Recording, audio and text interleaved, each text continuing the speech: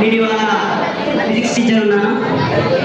నేను చెప్పింది కేవలం 2 పీరియడ్స్ కానీ టీచర్స్ పడిన బాధతో కష్టం నాకు ఒక 2 పీరియడ్స్లో తెలిసింది. నేను ఇవాళ ఫిజిక్స్ టీచర్ ఉన్నాను. ఫిజిక్స్ ఎంచుకోవడానికి కారణం మా అన్నారు మేడం.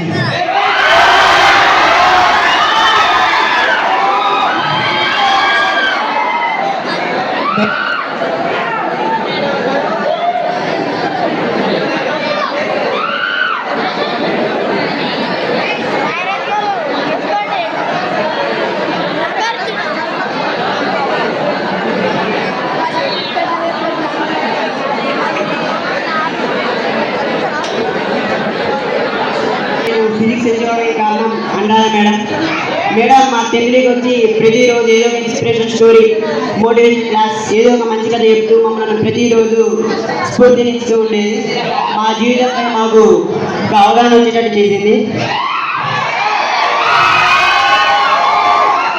ఫిజిక్స్ టీచర్ గురించి చెప్పాలంటే ప్రతి టీచర్ స్టూడెంట్స్ని ఇవ్వగలుగుతారు, కానీ ఓన్లీ ఫిజిక్స్ టీచర్స్ మాత్రమే దేశానికి సైంటిస్ట్ని ఇవ్వగలుగుతారు. ఒక ఆల్బర్ట్ ఐన్స్టైన్, ఒక అబ్దుల్ కలాం, ఒక సివి రామన్, వారు ఎవరై ప్రతి ఒక్కరి విజయం వెనుక ఒక ఖచ్చితంగా ఒక ఫిజిక్స్ టీచర్ ఉంటాడు. ఒక మగాడి విజయం వెనుక ఆడుతుందో లేదో తెలియదు, కానీ ఒక సైంటిస్ట్ విజయం వెనుక మాత్రం 100% ఒక టీచర్ ఉంటాడు.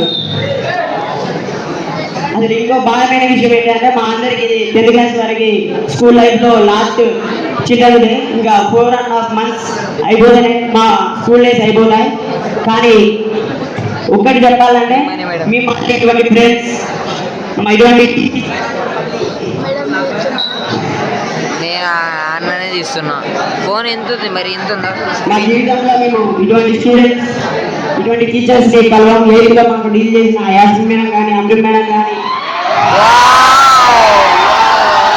మౌలిక మేడం కానీ, అమరాధ మేడం కానీ, నాస్కవిత మేడం గారు, మా సోషల్ జాగ్రత్త మేడం గారు, శోభన్ సార్, ఇది ఎవరిని మేము మళ్ళీ కలవం. Thank you.